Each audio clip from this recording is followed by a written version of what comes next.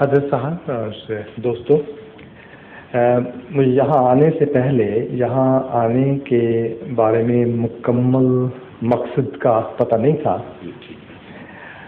مگر جب یہ پتہ چلا کہ حضرت صاحب کے درشن ہو سکیں گے اور ان کو سن سکنے کا موقع ملے گا تو میں نے کہا اس کو تو میں کبھی مس نہیں کروں گا، اس سے بڑی خوش قسمتی کیا ہو سکتی ہے۔ بہت بہت شکریہ۔ تو اگر اجازت ہو تو میں پنجابی میں بات کروں۔ آپ اردو اتنی اچھی بول رہے ہیں۔ ہاں، مجھے اردو آتی ہے تھوڑی تھوڑی، لطف آ رہا ہے۔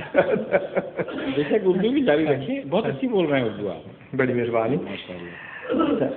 تو اس کے بعد جب مجھے یہ کہا گیا کہ بھئی کچھ سوال جواب کا موقع مل سکے گا، تو اس وقت مجھے یہ محسوس ہوا کہ میں سوال کیا کر سکوں گا، ہماری جو آپس میں اتنی نیڑتا ہے، اتنی نزدیکی ہے، وہ سوال بھی اپنے آپ کو کرنے والی بات ہوگی اور جواب بھی اپنے سے پوچھنے والی بات ہوگی۔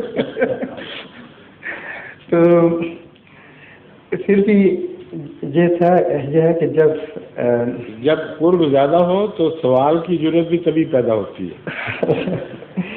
تو پھر یہ ابھی بیٹھے بیٹھے یہ خیال ضرور آیا کہ جو ربی شخصیتیں ہم جن کو کہتے ہیں ان کے ساتھ ملنے کا موقع زندگی میں بہت کم اور بڑی خوش قسمتی سے ملتا ہے، تو میں ضرور آپ سے کچھ ڈائریکشن حاصل کروں، صرف اپنے لیے نہیں بلکہ میں یہ سمجھتا ہوں کہ یہ ٹھیک ہے آپ ابھی ایک اسلامک گیدرنگ کو مخاطب کر رہے ہیں، مگر آپ کا سمبند، آپ کا تعلق تو سب سے ہے، ساری دنیا سے۔ تو جب میں اس ڈھنگ سے سوچتا ہوں تو یہ ٹھیک ہے، بے شک آج کل وہ ورلڈ وار فرسٹ یا ورلڈ وار سیکنڈ تو نہیں لگی ہوئی، مگر بھی پھر بھی دنیا کے حالات جو ہیں وہ بہت گمبھیر ہیں، بہت خطرناک نظر آ رہے ہیں، اور یہ بھی تاریخ میں بار بار آیا ہے کہ جب بھی کبھی بہت مشکل، بہت خطرناک حالات سے دنیا کے رخ کو موڑا گیا ہے، تاریخ کے رخ کو موڑا گیا ہے، تو اس وقت وہ مائنورٹی کمیونٹیز کی جد و جہد نے ان کی قربانی نہیں موڑا ہے۔ اور اس بات کو خاص طور پر جو جو رشین جو صدر تھے گورباچوف، انہوں نے تو خاص طور پر اس کو مانا اور مان کے چلے سب۔ تو اس کے لیے وہ میرے من میں بار بار یہ بات آ رہی تھی کہ آپ سے یہ گزارش کروں کہ ضرور اس جو آج کل کے حالات ہیں اور وہ کس طرف جا رہے ہیں، رخ کیا ہے، اور کیسے ان سے نجات، خطرے سے نجات جو حاصل ہو سکتی ہے، اس کے لیے آپ سے میں ڈائریکشن کے لیے اگر پتہ ہوتا کہ آپ کو اس سوال میں دلچسپی ہے تو آپ کو صبح آنے کی دعوت دیتا۔ وجہ یہ ہے کہ آج صبح میری اپوائنٹمنٹ تھی ایک سویڈن کے ممبر پارلیمنٹ سے جو اپنے جنوبی سویڈن کے اپوزیشن کے لیڈر بھی ہیں اور یورپین پارلیمنٹ کے ممبر بھی ہیں اور سویڈن کی نمائندگی کرتے ہیں سارے یورپ میں، ان کے مفادات کی بھی اور ان کے مفادات کی بھی، اکٹھے مل جل کر حالات کو بہتر بنانے کے لیے۔ وہ اسی فکر میں یہاں آئے اور مجھ سے اصرار کر کے وقت لیا، کیونکہ ایک دفعہ مجھ سے وہاں سویڈن میں بات ہو چکی تھی، کال مار ان کی جگہ ہے، اور چونکہ وہاں وہ میری باتیں سن کر خوش ہوئے تھے تو انہوں نے کہا میں وہاں جا کے رہنمائی حاصل کروں کہ ہمیں کیا کرنا چاہیے۔ تو یہ جو مسائل آپ نے اٹھائے یہ سارے انہوں نے اٹھائے اور اس کا میں نے ان کو جواب دیا، سمجھایا، اور بہت خدا کی طرف سے مطمئن ہو کے گئے۔ انہوں نے کہا مجھے اب تسلی ہو گئی ہے، انہی خطوط پر میں یورپ میں یہ بات آگے بڑھاؤں گا اور واپس جاؤں گا تو سویڈن میں بھی میں کوشش کروں گا کہ ان مسائل کو جس طرح آپ نے سمجھایا ہے اسی طرح ان کو بھی سمجھاؤں کہ امن کی یہی راہ ہے۔ وہ چونکہ ضمنی سوال بہت سے تھے اس لیے وہ بہت لمبی گفتگو تھی۔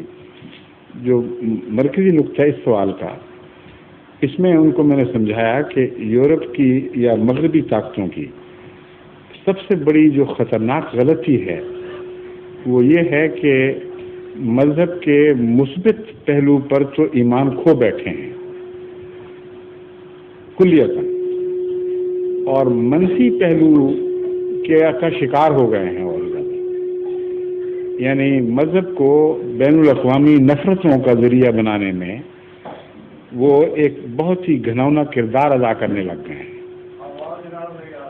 نہیں آ رہی؟ اچھا، آپ کی تو بغیر اس کی آ رہی ہے ماشاءاللہ۔ جزاک اللہ، توجہ دلا دی، اب آ رہی ہے نا؟ ٹھیک ہے۔ میں یہ بتا رہا تھا کہ آج صبح سویڈن کے ایک ممبر پارلیمنٹ تشریف لائے تھے بعض سوالات لے کر۔ ان سوالات کا جو رخ تھا وہ اسی سوال کے گرد گھوم رہا تھا کہ جو نئی تبدیلیاں واقع ہوئی ہیں یورپ میں، اس سے امن کو بھی خطرات پیدا ہو گئے ہیں اور بین الانسانی تعلقات میں بھی رکھنے پڑنے کے خطرات پیدا ہو گئے ہیں۔ مشرق اور مغربی یورپ کے درمیان ایسی چیزیں نظر آنے لگی ہیں جن سے خطرہ ہے کہ آگے جا کر یہ جو اختلافات ہیں بڑھ کر کوئی خطرناک صورت اختیار کر لیں۔ جنوبی یورپ میں جو شمالی افریقہ سے لوگ آتے ہیں، ان کے آنے کے نتیجے میں غیر ملکیوں کے وجود کا احساس کچھ رد عمل بھی پیدا کر رہا ہے۔ یہ میں خلاصتاً بتا رہا ہوں کہ ان کی سوچیں کیا تھیں اور کیوں فکر مند تھے۔ تو وہ ظاہر یہ کر رہے تھے، آخری شکل ان کے پہلی سوچ کی یہ تھی کہ جو غیر ملکی یورپ میں آباد ہیں، خطرہ بڑا انہی کی طرف سے ہے، اور ان کی حیثیت کو جب تک جذب نہ کرا دیا جائے کلیتاً یورپ میں، اس وقت تک یہ خطرہ لاحق رہے گا۔ یہ عام سوچ ہے جو یورپ میں ابھر رہی ہے، اور چونکہ وہ مجھ سے مل چکے تھے، وہ مطمئن نہیں تھے کہ یہ سوچ سچی ہے۔ وہ چاہتے تھے کہ میں ان کو مطمئن کراؤں کہ کیوں یہ سوچ غلط ہے اور اس کے اصل محرکات کیا ہیں۔ تو ساری گفتگو تو میں آپ کو بیان نہیں کر سکتا، مختصر اس پہلو سے، چونکہ آپ کا سوال بھی اسی سے تعلق رکھتا ہے۔ ان سے میں نے کہا کہ جب سے روس کے کلیپس کا واقعہ ہوا ہے، اس وقت سے پہلے دن سے ہی میں آپ کے جو مفکرین ہیں، جب بھی ملاقاتیں ہوئی ہیں سیاسی اور دوروں کے درمیان، امریکہ میں بھی ہوتی ہیں، یورپ میں بھی ہوتی ہیں، ان کو میں کہتا رہا ہوں کہ خوشی کے شادیانے نہ بجاؤ، یہ بڑی خطرناک بات ہوئی ہے۔ خطرناک بات یہ ہوئی ہے کہ پہلے دو سپر پاورز تھیں اور غریب ملکوں کو ان کی لڑائی کے سائے میں امن لینے کے سانس مہیا ہو جاتے تھے، اور ان کے آپس کی رقابت کی وجہ سے آپ لوگ اپنے ریسسٹ خیالات کو اٹھنے کی اجازت نہیں دیتے تھے، کیونکہ پتہ تھا اگر یہ اٹھے تو سارے وہ لوگ جو جن کے خلاف یہ کاروائیاں ہوں گی وہ اشتراکی کی طرف دوڑ پڑیں گے۔ اس لیے آپ نے بڑے ہی زور کے ساتھ صبر کے نمونے دکھاتے ہوئے اپنی جو ایسی طاقتیں ہیں جو موجود نہیں لیکن اگر اٹھتی تو خطرات تھے، ان کو دبائے رکھا، منفی رجحانات کو ابھرنے نہیں دیا۔ مذہبی طور پر آپ کی یہ حالت تھی کہ دلوں میں وہ صدیوں کے بغض دبائے بیٹھے تھے جو اسلام کے خلاف تھے۔ مذہبی طور پر آپ کی یہ حالت تھی کہ ان بغضوں کی وجہ جو دراصل سیاسی آپس کی چپکلش تھی اور اختلافات تھے، اس کی وجہ آپ نے اسلام کو سمجھا اور عیسائیت کا کیا کردار تھا اس پر غور بھی نہیں کیا، اور تمام تر ذمہ داری صلاح الدین اور اس کے ساتھیوں پر ڈال دی، گویا کہ وہ ایسے ظالم لوگ تھے جنہوں نے مغرب کے خلاف جدوجہد کی۔ ترکی حکومت کے اوپر ذمہ داری ڈال دی کہ وہ دخل نہ دیتے مغربی مشرقی یورپ میں، تو بہت سے فسادات اور بلکان وارز وغیرہ نہ ہوتی۔ تو یہ آپ کو ڈرونی خوابیں ہیں جو دبائے بیٹھے تھے، اب اٹھ کھڑی ہوئی ہیں دوبارہ، اب یہ نائٹ میئر شروع ہو گئی ہیں۔ آپ خود وہ فضا پیدا کر رہے ہیں جو مائنورٹیز کے درمیان اور آپ کے درمیان نفرتیں پیدا کر رہی ہیں. آپ ذمہ دار ہیں اس بات کے، اس خوف سے کہ کہیں دوبارہ اسلام جاگ نہ اٹھے اور سیاسی خطرہ نہ بنے، یا یورپ پر اس کا نظریاتی حملہ نہ ہو اور آپ کی اپنی زمین آپ کے ہاتھ سے جاتی نہ رہے. آپ نے دفاعی ہتھیار یہ اختیار کیا ہے کہ جس طرح 200 سال 300 سال پہلے عیسائیت بڑے تعصب کے ساتھ اسلام کو بگاڑ کر پیش کرتی تھی اور سیاسی مخالفتوں میں اسلام کی دشمنی کو بطور ایندھن استعمال کرتی تھی، وہی کاروبار آپ نے دوبارہ شروع کر دیے ہیں. سلمان رشدی آپ ہی کی پیداوار ہے. آپ ہیں جو چاہتے ہیں کہ یورپ میں اسلام کے خلاف اتنی بدظنی رہے کہ جب ہم ان کے خلاف کوئی سخت جابرانہ کارروائی کریں تو یورپ کہے ہاں ٹھیک کرتے ہو، یہاں ہی بڑے خبیث لوگ. اور ظلم یہ ہے کہ آپ کے ہاتھ بعض مسلمان بادشاہ اور بعض مسلمان ممالک مضبوط کر رہے ہیں اپنے جاہلانہ رویے سے. وہ اسلام کو، جس کو یہ فنڈامنٹلزم کہتے ہیں، اس کو تلوار کے علم بردار مذہب کے طور پر پیش کرتے ہیں. وہ یہ کہتے ہیں کہ اسلام اجازت دیتا ہے کہ جبر کے زور سے دنیا کے آئین بدلا لو، دنیا کے خیالات بدلا دو، مخالفوں کا کچھ نہ باقی چھوڑو. اور یہ بھی اجازت دیتا ہے کہ جس ملک میں چاہو زبردستی کر جاؤ. صدیقی صاحب یہاں پارلیمنٹ بنا لیں اپنی، ملک کسی اور کا، وہاں تمہاری مائنورٹی کوئی طاقت کوئی حیثیت نہیں، اور مسلم پارلیمنٹ بن رہی ہے یہاں. تو یہ حماقتیں ہیں مسلمانوں کی جنہوں نے ان ظالمانہ خیالات کو تقویت دی. اور یورپ کو چاہیے یہی تھا، امریکہ کو بھی یہی چاہیے تھا. انہوں نے 100 بسم اللہ کہہ کے ان کی باتوں کو اچھالا اور پھیلایا.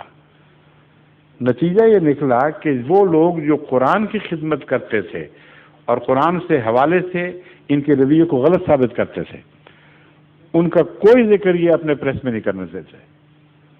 ان کو پسند آتا ہے تو صدیقی آتا ہے، یا خمینی صاحب آتے ہیں، یا لیبیا کے صدر قذافی، یا وہ اس کے عراق کے صدر، وہی ان کو پسند ہیں، انہی کی باتیں کرتے ہیں. وجہ یہ ہے کہ جانتے ہیں کہ یہ ان کے اعلیٰ جو ادنا مقاصد جو کہہ دیں ان کی مددگار ہیں. تو جس بات سے آپ خوفزدہ ہو کے میرے پاس پہنچے ہیں، اس کا علاج تو آپ کے ہاتھوں میں ہے. آپ سمجھائیں اپنی سیاست کو کہ جاہلانہ باتیں ہیں، وقت بدل جایا کرتے ہیں. ان باتوں کے نتیجے میں آپ کے اندر جو بدترین چیز ہے وہ ظاہر ہوگی. آپ کے قومی کردار تباہ ہو جائیں گے. جس ریسزم کے خلاف آپ نے کچھ عرصہ پہلے جد و جہد کی، خود اس کی پرورش کریں گے، اس کو نشو و نما دیں گے. اور واقعہ یہ ہے کہ پہلے زمانے میں عیسائیت اور اسلام کی ٹکر تو تھی، لیکن عیسائیت کی مثبت اقدار بھی تو تھی جو ابھی زندہ تھیں. اس لیے مخالفت کے نقصان اپنی جگہ، مگر کچھ اندرونی طور پر فوائد بھی تھے. ان فوائد سے تو اب ہاتھ دھو بیٹھے ہیں، کیونکہ آپ میں کی اکثریت مرتد عیسائیت میں ہی نہیں دہریہ ہو چکی ہے. تو مذہب کی دشمنی دہریہ کرے، یہ بڑی خطرناک چیز ہے. اس سے آپ کی قدروں میں تو کوئی بھی فائدہ نہیں ہوگا، کوئی فائدہ نہیں پہنچے گا، ان کی تربیت نہیں ہوگی. لیکن نفرتوں کے بیچ جو بوئے جائیں گے، یہ بعد میں آپ کے آپس میں بھی تعلقات کو بگاڑیں گے اور مصیبتیں کھڑی کریں گے. میں نے کہا آپ جانتے نہیں ہیں کہ اس وقت جرمنی کامن یورپین مارکیٹ کے وسیع تر دائرے میں بڑی تیزی کے ساتھ ترقی کر رہا ہے، اور آپ سب کی اقتصادیات پر زلزلہ طاری ہو گیا ہے. پہلے تو الگ ملک تھا تو دکھائی دیتا تھا الگ کے طور پر، اور ردعمل میں آپ لوگ اکٹھے ہو جایا کرتے تھے اور اس کی منڈیوں پر بھی قبضہ کر سکتے تھے. اب تو اقتصادی منڈی مشترک ہوگی تو باہر کی منڈیوں پہ آپ میں سے جو چاہے قبضہ کرے. آپ کے پاس کوئی جواز ہی نہیں رہا کہ اس کی راہ میں روکیں ڈالیں. تو اپنے ہاتھوں سے آپ نے اس طاقت کو تقویت بخش دی جس کے ڈر سے کہ اگر یہ اکیلی ابری تو جنگ عظیم دوبارہ کھڑی کر دے گی، آپ نے یہ میجرز اختیار کیے تھے۔ یہ جو اقتصادی منڈی کے جو اصل مقاصد ہیں، اقتصادی کم ہے، سیاسی زیادہ ہیں۔ یورپ کو دو طرح سے یہ ابھارنا چاہتے ہیں، ایک تو مرکز طاقت کا امریکہ سے کھینچ کر یورپ میں لانا چاہتے ہیں، دوسرا جو ان کو نظر آ رہا تھا کہ اگر رشیا ٹوٹے گا تو دوسرا پول ٹوٹ جائے گا، تو خلانہ پیدا ہو جائے، اس لیے اکیلا یورپ کا ملک طاقت حاصل کرنے کی بجائے اگر مشترکہ حاصل کرے تو پھر یورپ کو کسی اندرونی جیلسی کی وجہ سے کسی جنگ کا خطرہ نہیں ہوگا۔ یہ سوچ تھی جس نے کامن یورپین مارکیٹ کو جنم دیا۔ اب یہی بات میں نے ان کو بتائی کہ آپ سوچ نہیں رہے کہ آپ کی اقتصادیات کو جو اچانک نقصان پہنچا ہے، اور آپ نے سوال اٹھایا ہے کہ وہاں جو ان امپلائمنٹ بہت بڑھ گئی ہے سویڈن میں، یہاں تک کہ ایک بڑا مسئلہ بن گیا ہے۔ میں نے کہا اور بھی بڑھے گی ابھی، اور پھر آپ کو سمجھ آئے گی کہ آپ کیا کر بیٹھے ہیں۔ پھر جو نفرتیں آپ نے بوئی ہیں وہ بہت خبیث رد عمل وہاں دکھائیں گی، آپ کی تہذیب کے دامن چاک ہو جائیں گے، اپنی مائنورٹیز پہ آپ ظلم کریں گے۔ جہاں کوئی کھاتا پیتا بیرونی آدمی جو سویڈن کا ممبر بن چکا ہے دکھائی دے گا تو وہاں سویڈش گینگز کھڑے ہوں گے کہ ان کو ڈسٹرائے کرو، یہ کون ہوتے ہیں یہاں ہونے والے۔ تو جس نازیزم کے خوف سے آپ نے یہ میجرز لیے، اس نازیزم تو گھر گھر بو دیا، اس کے درخت تو آپ نے ہر جگہ لگا دیے۔ اور یہ جو نفرتوں کا رجحان ہے یہ نفرتوں کے بچے پیدا کرے گا۔ ہوش کریں، اپنی پالیسی کو ریوائز کریں، یہ ریئلائزیشن پیدا کریں کہ ہم خطرناک راستے پر چل پڑے ہیں، اور دوسرے میجرز اختیار کریں جو میں نے ان کے سامنے اقتصادی میجر تجویز کیے۔ اور جب سمجھایا تو بہت مطمئن ہوئے۔ میں نے کہا بعض ممالک نے ان میں سے بعض مشوروں کو قبول کیا اور فائدہ بھی اٹھا رہے ہیں۔ ان میں جرمنی بھی ہے، مثلا جرمنی میں ان امپلائمنٹ کا یہ علاج جو میں نے تجویز کیا، مگر میری وجہ سے نہیں قبول کیا انہوں نے، ان کی اپنی سوچ نے بھی یہی نتیجہ پیدا کیا جو میں نے وہاں جلسے میں ایک تقریر کے دوران پیش کی تھی۔ میں نے کہا تھا کہ آپ لوگ اپنا معیار، اقتصادی معیار تو نیچا کرنے پر تیار نہیں ہو رہے، اور صورتحال یہ ہے کہ چونکہ وقتی طور پر مشرقی یورپ جرمنی کے ملنے کی وجہ سے پہلے اقتصادی دھکا لگ چکا ہے جرمنی کو، جو بہت بڑا تھا۔ یہ جرمن قوم کی ہمت ہے جو برداشت کر گئی ہے۔ اس وجہ سے آپ کو ہاں ان امپلائمنٹ جو آپ کے پیدا ہوئی، تو جو غیر ملکی آپ کے یہاں دکھائی دیتے ہیں جو کھاتے پیتے ہیں ان کے خلاف ایک رد عمل شروع ہو گیا ہے، اور صرف ابتدا میں تو ان کو ڈسلوج کر کے آپ گزارا کر لیں گے کچھ، لیکن جرمن بڑی قوم ہے، اس میں چند ترکیوں کو، چند ایرانیوں کو، چند پاکستانیوں یا سکھوں کو الگ کر کے ان کے باقیوں کے پیٹ تو نہیں بھرتے۔ آپس میں جو جیلسی ہے اس نے پیدا ہونا ہی ہونا ہے، اور جب اقتصادیات پر کرائسس آتا ہے تو جب لے آؤٹ کیے جاتے ہیں لوگ، تو جو کمپنیاں پہلے 1000 کارندوں کی نگہداشت کر رہی تھیں، ان کے رزق کا سامان پیدا ہوتا تھا، وہ کہتے ہیں 500 کو ہم چھوڑ دیتے ہیں ایک طرف، ہمیں زیادہ کی ضرورت نہیں رہی۔ جو 500 رکھتے ہیں ان کو اتنے ہی پیسے دیتے ہیں جو پہلے دیتے تھے، اور جو ان کے سربراہ ہیں جن کے ہاتھ میں تمام امور ہیں فیصلے کے، ان کو اسی طرح لیوش تنخواہیں دیتے ہیں جو کئی لاکھ ماہانہ تک بھی پہنچ جاتی ہیں۔ یہاں انگلستان میں بھی یہی ہو رہا ہے کسی بہانے سے، اور ایک مافیا سا بنا ہوا ہے آپ کی بزنس میں، وہ قرضے لیتے ہیں بینکوں سے، لوگوں سے حصے ڈلواتے ہیں اور فائدہ اٹھاتے ہیں وہ چند لوگ جو قابض ہیں چوٹی کے اوپر۔ ان کو تو کوئی نقصان نہیں، جو رکھ لیے گئے وہ اسی طرح اپنے آرٹیفیشل معیار کو جو آج کے اقتصادیات میں آرٹیفیشل ہو چکا ہے اس کو مینٹین کریں گے۔ آرٹیفیشل سے مراد میری یہ ہے کہ اگر اقتصادی معیار بلند ہو تو آپ اچھا کھائیں پئیں، کوئی نقصان نہیں ہے، لیکن غریب ہو رہے ہوں اور اچھا کھانا پینا جاری رکھیں تو یہ خطرناک ہے. تو چند حصے سوسائٹی کے اچھا کھاتا پیتا دکھائی دیں گے اور چند ہوں گے جو روزینہ سے ہی محروم ہیں. روزمرہ کی خوراک کی ضرورتیں ان کو مہیا نہیں ہو رہی. تو آپ کے اندر وہ نفرتوں کے بیج پنپنے کے سامان پیدا ہو چکے ہیں. ہیوز اور ہیو ناٹس میں فرق بڑھتا جا رہا ہے. اور آپ بے فکر ہو کے مہاجرین یا ہندوؤں یا سکھوں یا مسلمانوں یا بنگلہ دیشیوں یا پاکستانیوں یا مراکیوں کے خلاف ایک موومنٹ کو برداشت کر رہے ہیں کہ اچھا یہ نکلیں تو ہمیں امن آئے.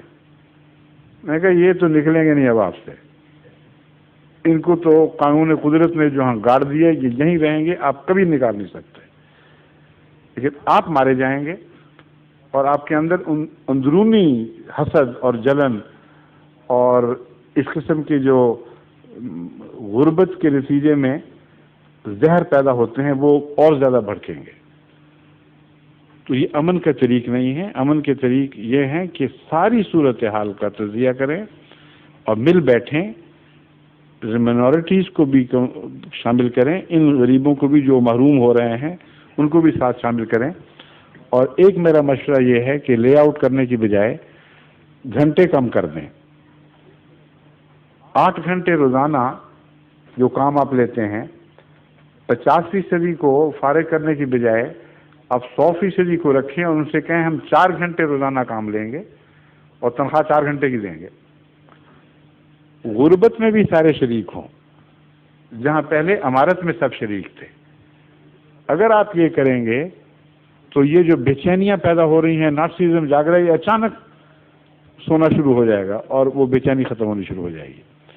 قوم سمجھے گی کہ ساری قوم اس مصیبت میں سے گزر رہی ہے, سب حصہ دار ہے. اسلام نے یہی نمونے نہ صرف تعلیم میں دیے بلکہ قائم کر کے دکھائے. حضرت صلی اللہ علیہ وآلہ وسلم ہرگز نعوذ باللہ من ذالک اشتراکی نبی نہیں تھے جس طرح بعض اہل قرآن آپ کو اشتراکی کے طور پر پیش کرنے کی کوشش کرتے ہیں. فری انٹرپرائز تھا, سب کچھ تھا, لیکن جب قومی کرائسس آتا تھا تو آپ کے نزدیک پھر کسی انڈیویجول کا یہ حق نہیں تھا کہ وہ تو کھائے اور بھائی بھوکا رہے. اس آخری راک باٹم مقام پر آ کر آپ کا یہ فیصلہ ہوتا تھا, جیسا کہ جنگ کے موقع پر ہوا. کچھ لوگوں کے پاس جو اپنا زیادہ راشن لے کر چلے تھے, کافی بچا ہوا بھی تھا, کچھ تھے جو بالکل بھوکے ہو گئے تھے. اور اس سے پہلے یہی دستور تھا کہ ہر ایک اپنا اپنا سامان خرد و نوش خود لے کر چلے, اور کبھی آپ نے زبردستی تقسیم نہیں کرائی. اور جب یہ دیکھا کہ بعض کو روزمرہ کی ضرورت زندگی بھی میسر نہیں, تو آپ نے کہا سارے اپنا سب کھانے پینے کا سامان اکٹھا کر دو. اکٹھا کروایا اور برابر تقسیم کر دیا. اقتصادی بحران کے وقت یہ فارمولہ ہے جو آپ کی رہنمائی کرتا ہے. تو یہ شروع میں تو تعجب سے دیکھ رہے تھے کہ کیسی باتیں کر رہا ہے, مگر پھر مطمئن ہو گئے. اور میں نے مثال دی کہ جرمنی میں عملاً بعض کمپنیوں نے یہ کام شروع بھی کر دیا ہے. میرے کہنے کی وجہ سے نہیں, میں دوبارہ بتا رہا ہوں, یہ غلط ہوگا جو میں کہوں کہ میرے مشورے سے. اتفاقاً میں نے بھی یہ سوچا اور ان کے دانشوروں نے بھی اپنے طور پر یہ حل تلاش کیا اور تجربہ شروع ہو گیا. اور جاپان سے بھی اطلاع ملی ہے کہ وہاں بھی اب یہ رجحان شروع ہو گیا ہے. تو اب دور ہے اپنے اقتصادی معیار کو اونچا کرنے کی خاطر وقتی طور پر اپنے رہن سہن کے معیار کو نیچا کریں. یہ دو اونچ نیچ والی باتیں ہیں. اگر اقتصادی معیار اونچا ہو تو رہن سہن کا معیار اونچا ہونا جائز ہے.